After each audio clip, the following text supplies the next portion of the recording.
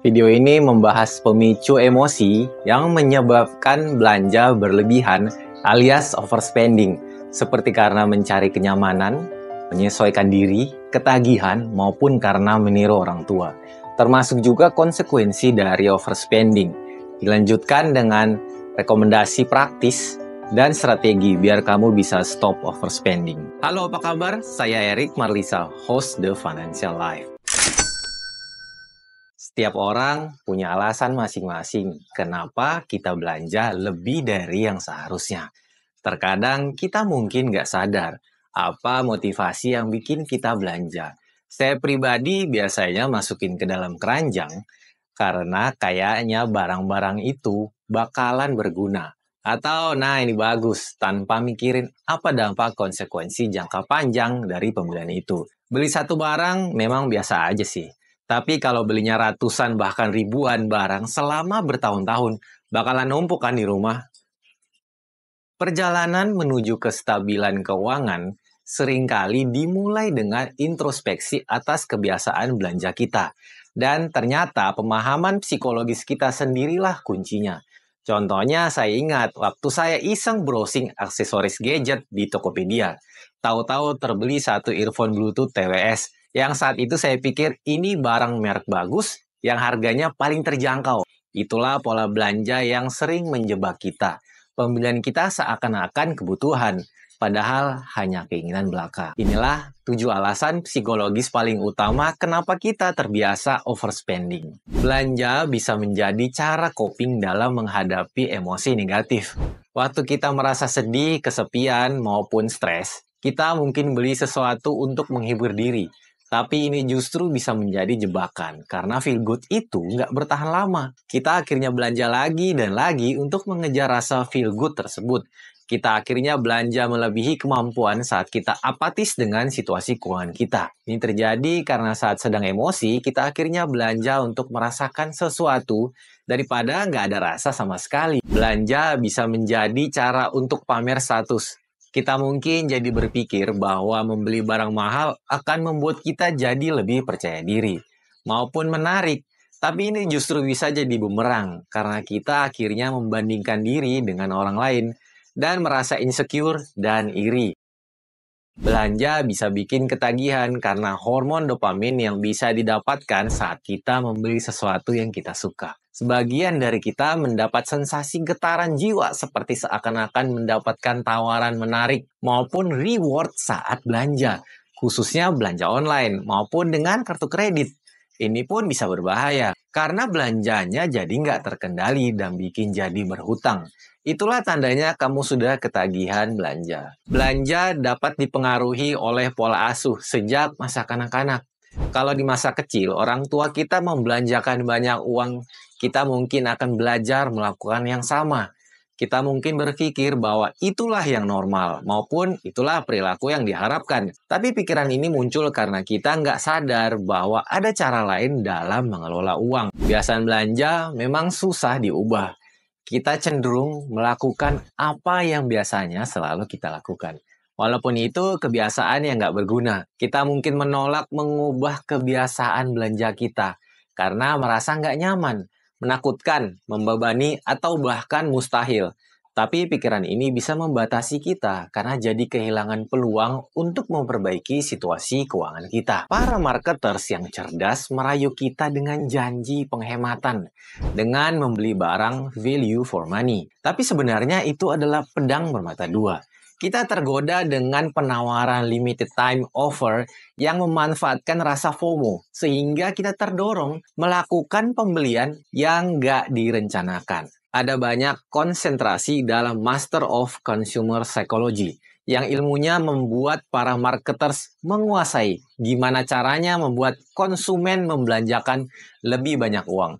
Mereka memanipulasi pikiran kita dan menguras isi dompet kita.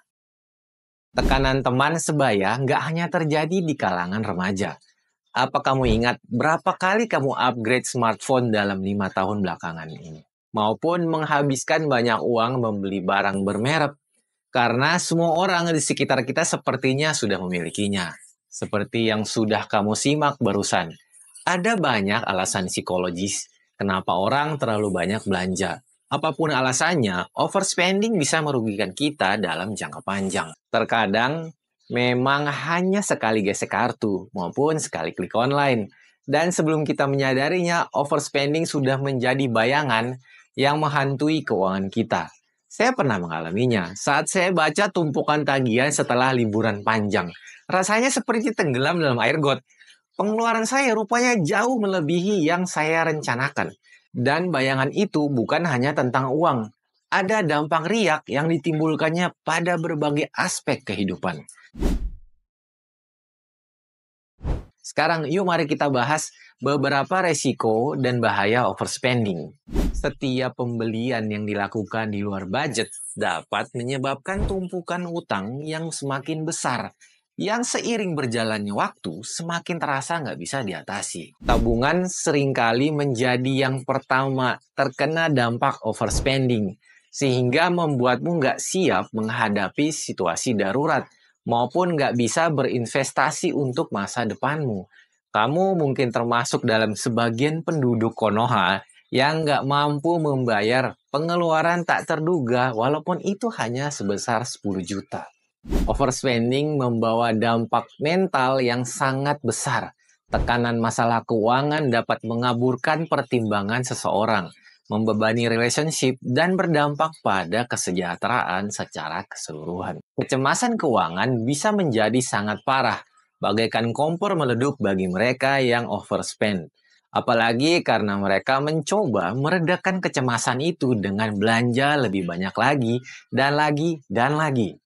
Overspending dapat merusak nilai skor kreditmu karena kamu mulai telat bayar tagihan kartu kredit dan memengaruhi kemampuan mengambil pinjaman baru, dan terkadang bahkan memengaruhi peluang kerja. Financial goals jangka panjang seperti membeli rumah maupun pensiun dengan nyaman bakalan semakin sulit dijangkau akibat overspending. Saat uang secara konsisten disalurkan ke yang nggak penting, jadinya kebutuhan penting lah yang terabaikan. Contohnya perawatan kesehatan fisik dan mental, asuransi, perawatan rumah maupun kendaraanmu. Overspending bisa menjadi kebiasaan, sehingga menciptakan siklus nggak sehat yang sulit dihilangkan. Tanpa kesadaran dan dukungan orang terdekat, overspending yang konsisten bisa mengarah menuju kebangkrutan. Suatu situasi yang dapat meninggalkan noda permanen pada histori keuangan kamu. Dan ini nggak hanya sekedar angka uang dalam rekening, tapi juga kenyataan pahit harus kembali mengulang, memulai segalanya dari nol, tapi dengan kendala yang lebih berat.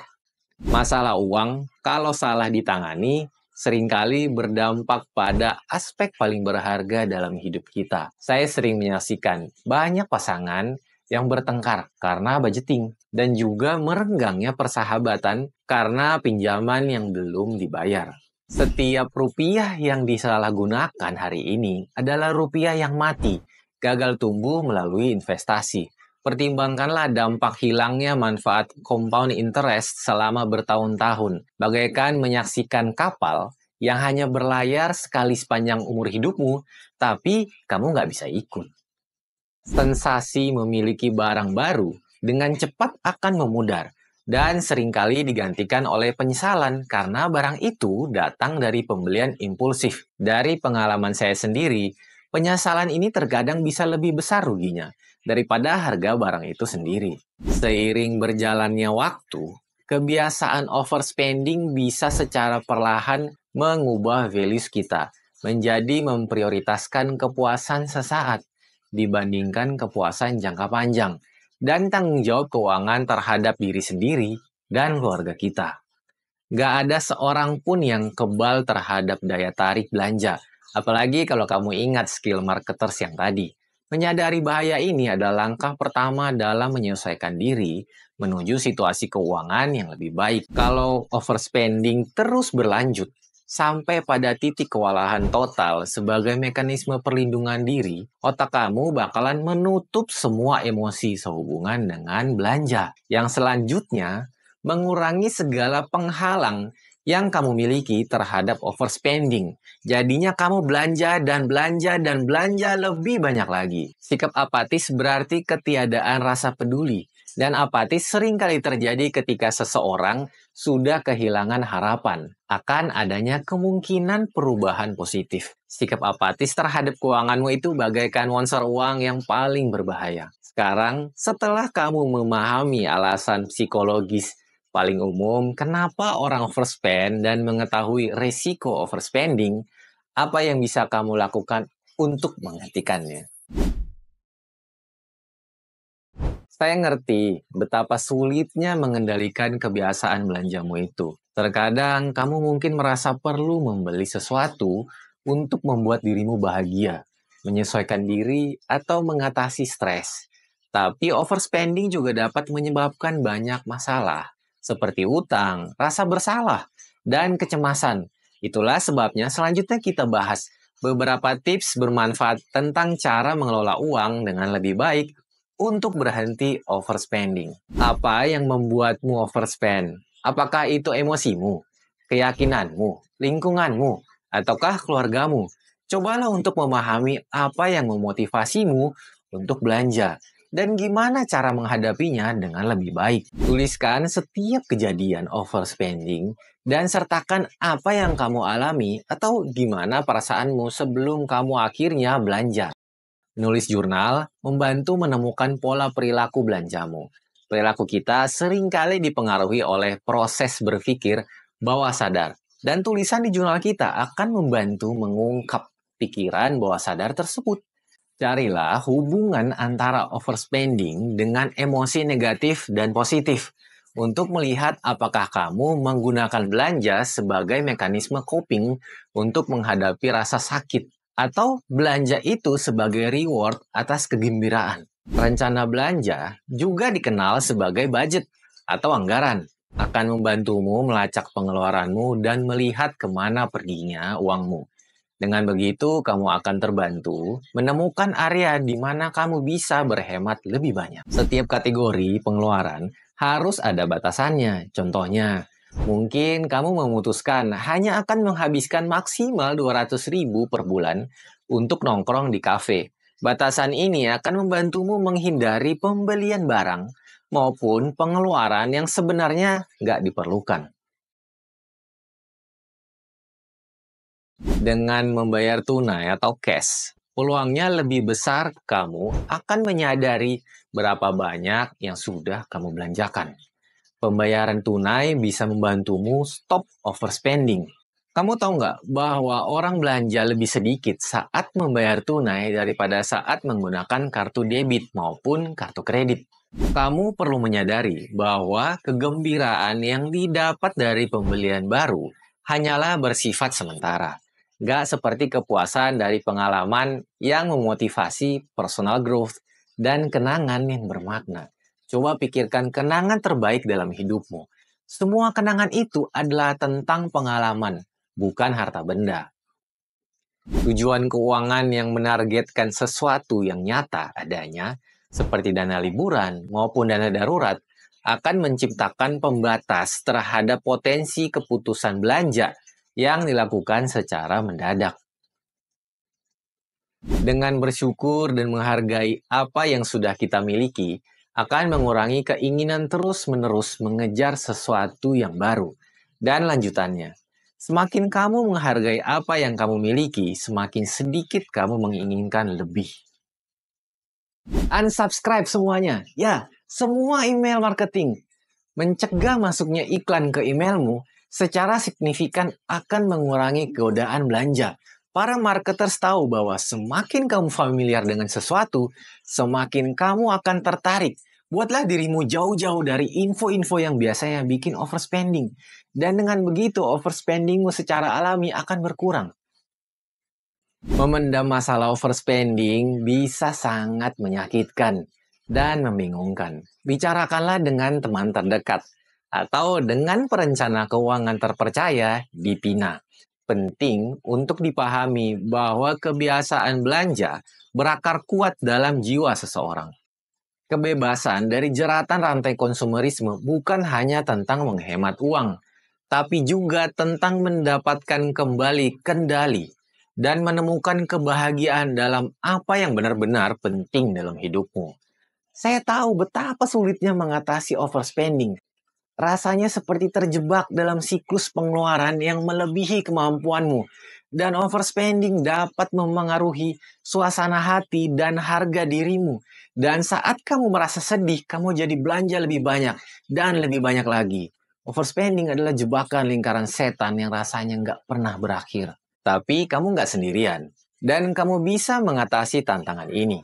Ada beberapa cara sederhana dan efektif untuk mengurangi belanja dan mengendalikan keuanganmu. Dan 10 tips yang tadi adalah awal yang baik yang dapat membantumu membuat budget yang realistis, melacak pengeluaran, menghindari pembelian impulsif, dan menghemat lebih banyak uang. Dengan mengikutinya, kamu dapat membuat perubahan positif dalam kebiasaan belanja, situasi keuangan, dan yang terutama dalam financial life kamu.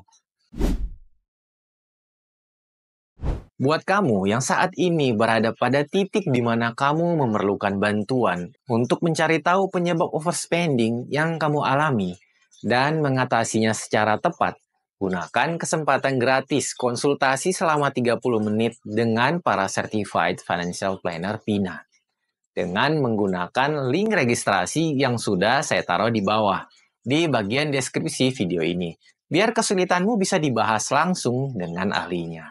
Tina telah membantu banyak klien yang memiliki masalah keuangan dan mengembangkan mindfulness untuk mencegah overspending tersebut terus berlanjut.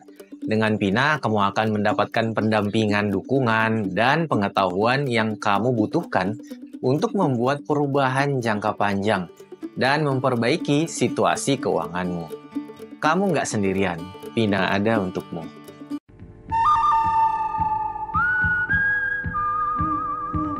Like, komen, dan share video ini. Dan jangan lupa subscribe. Thanks for watching and see you in the next video.